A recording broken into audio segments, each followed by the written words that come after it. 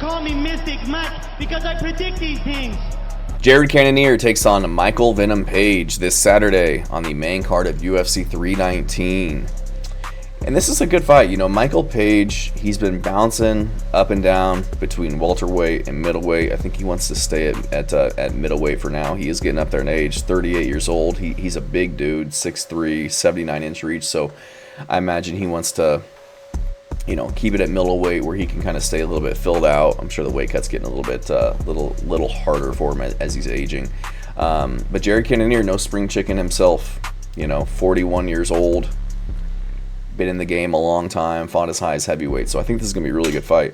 I'm going to go with Michael Venom Page in this one. You know, he's got that really good karate style where he manages distance very well, able to explode in and out and hit you and not get hit back.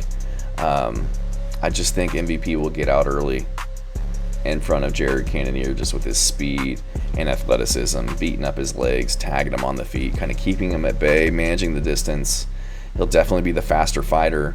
He's taken less damage in his career. Cannonier's just been getting hurt. You know, he's been getting hurt in his last few fights. He was dropped by RoboCop twice, was able to come back and win that fight in a very gritty performance, very impressive. But, you know, Baralho dropped him really bad in round 5. Like, he just, like, shut off and fell back. I thought the fight should have been stopped, but he was able to survive and get through that round against Baralho, but it just wasn't a great look. You know, Vettori hurt him, I think, in the first round before he kind of took over and won that fight. But I just think Cannonier, he's not going to be able to close the distance and get the fight to where he wants. I think he does have the potential to grapple, get into the clinch, get MVP to the ground, and kind of do his damage there. He's got really good ground and pound. I just don't think at this point in his career he's got the skill and the ability and the athleticism to get somebody like MVP to the ground. I think MVP is just going to be kind of picking at him at range, beating him up with kicks, tagging him with shots, staying safe, not letting Cannonier get his hands on him or really, you know, land with anything powerful. And I don't know how much longer Jared Cannonier has. You know, he didn't look the best against Rodriguez, taking tons of damage. Rodriguez kind of fumbled the finish. Looked like he kind of gassed himself out in that fight, and let Cannonier get back into it and get the finish. But, you know, Jared Cannonier, his only wins in the last few years, other than the Rodriguez fight, is Marvin Vettori, which isn't the best win in hindsight. A split decision to Sean Strickland. I think that he lost. You know, and Sean Strickland had kind of the same approach, just kind of picking at range and beating him up. And I think that's a winnable strategy against somebody like Jared Cannonier.